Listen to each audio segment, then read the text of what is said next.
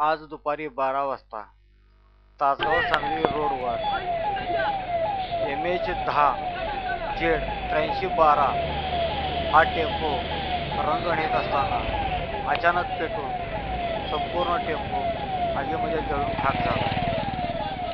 सदरची घटना तासगाव नगर परिषदेस कळताच तासगाव नगर परिषदेच्या फायर फायटरने त्वरित घटनास्थळी धाव घेऊन आग विझवली।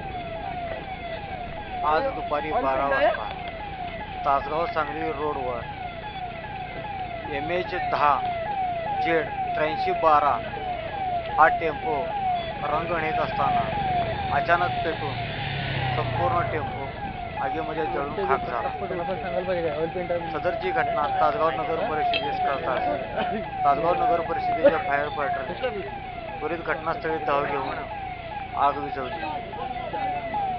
आज दुपारी 12 वाजता तासगाव सांगली रोडवर MH10 Z8312 हा टेम्पो रंग नेत असताना अचानक पेटून संपूर्ण टेम्पो आगीमध्ये जळून खाक झाला।